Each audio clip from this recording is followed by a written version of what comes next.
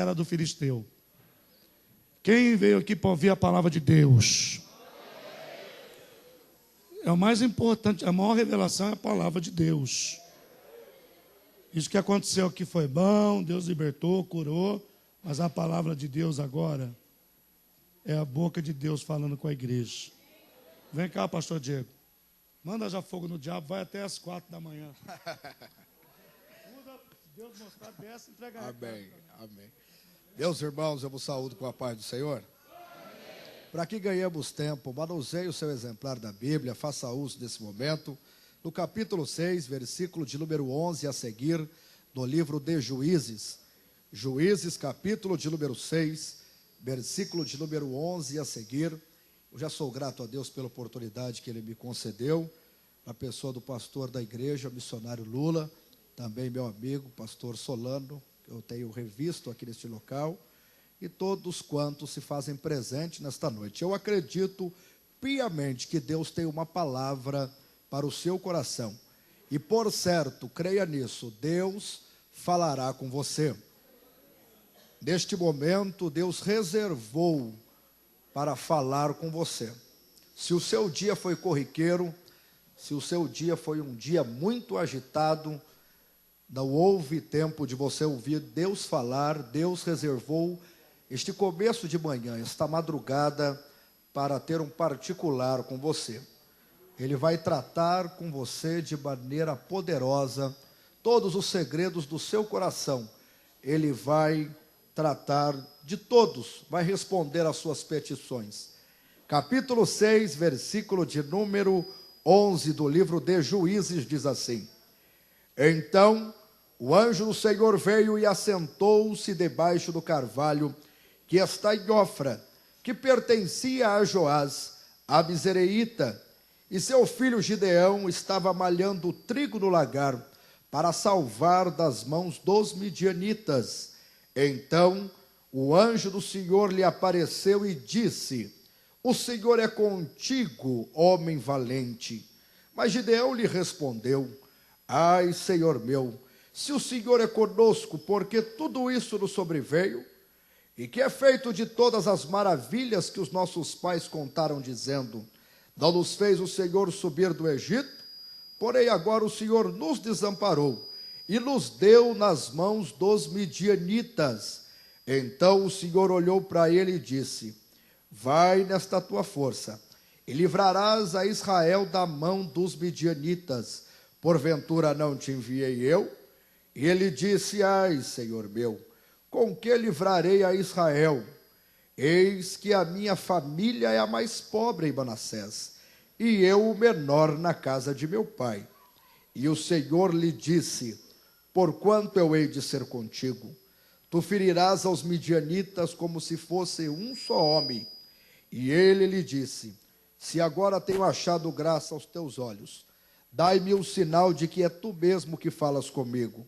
Rogo-te que daqui não te apartes, até que eu traga o meu presente e ponha perante ti.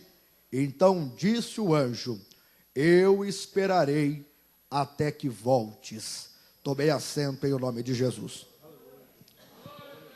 Meus amados irmãos e ouvintes da palavra do Senhor, nós estamos diante deste texto que é bastante conhecido dos amados irmãos e também das irmãs que estão aqui nesta noite. Porém, é necessário nós relembrarmos que o livro de Juízes foi um dos momentos mais tristes que Israel vivenciou, porque, na verdade, o capítulo 1 e o versículo 1 do livro de Juízes, ele começa com uma indagação dizendo: quem subirá à batalha? Quem é que vai à guerra? Há uma indagação, há uma pergunta, há uma maiêutica ali. Por que disso, meus amados? Porque, na verdade, quando Moisés estava nesta terra, ele teve por prioridade deixar um representante, deixar um sucessor, e ele deixou Josué. Josué foi homem cheio do Espírito Santo, como nos diz Números 27 e o versículo de número 18. Josué foi homem cheio de sabedoria, como nos diz Deuteronômio 34, versículos de número 9 e 10. Foi ele o representante de Moisés,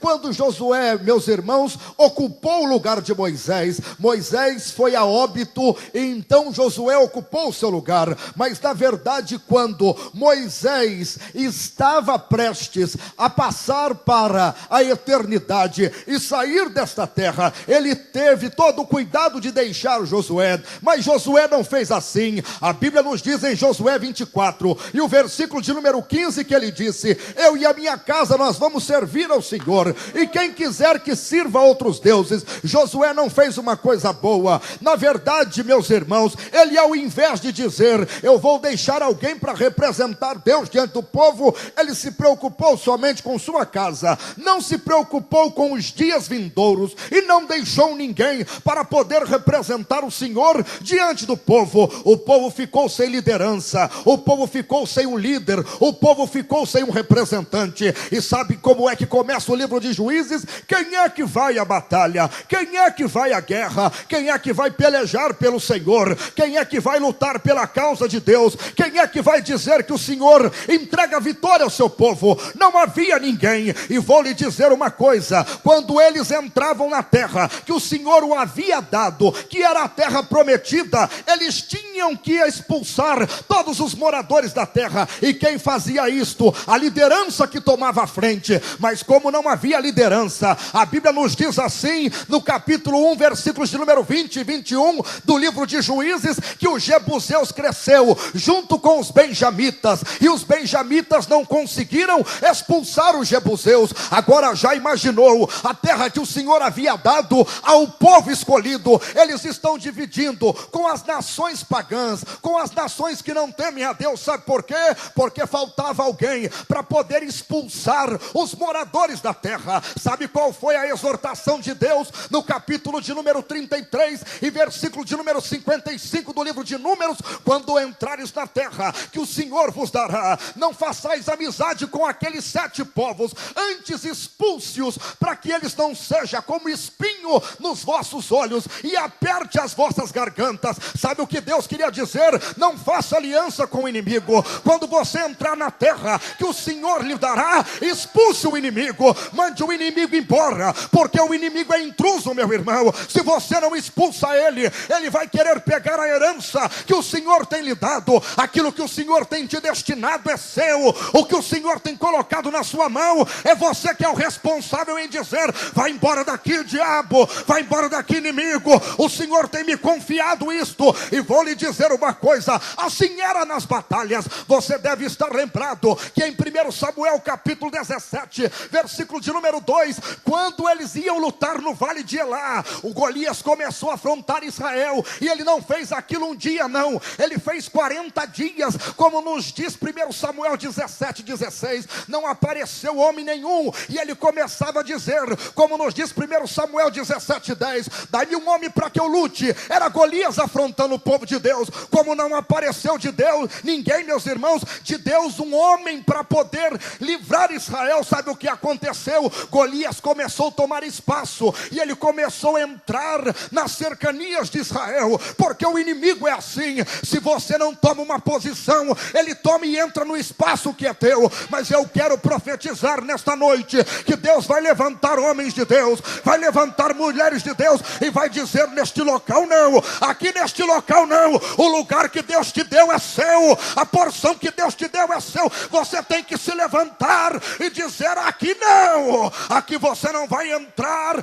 Ele vai ver a marca do sangue de Jesus, nada ele vai levar, nada ele vai levar. Sabe por quê?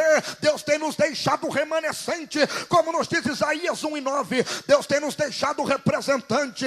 Nós vamos glorificar o nome do Senhor, e o inimigo não vai entrar no espaço que é nosso. Ele não vai entrar, meu irmão. Eu quero dizer em nome de Jesus, ele não vai entrar. Sabe o que aconteceu neste tempo difícil, aonde faltava homem e mulher de Deus para ser usado? Porque no livro de Juízes, Deus não usa só homem, Deus usa homem e mulher. O protocolo é quebrado, então não tem desculpa. Você pode dizer: não, Deus vai usar aquele. Deus vai usar você, meu irmão. Deus vai usar você, minha irmã. Deus vai usar quem quiser ser usado. Se você quiser ser usado por Deus, você é o vaso, você é o canal, você é o instrumento que Deus vai lhe usar. Aleluia! Neste tempo difícil, sabe o que acontecia? O inimigo pensou que tinha tomado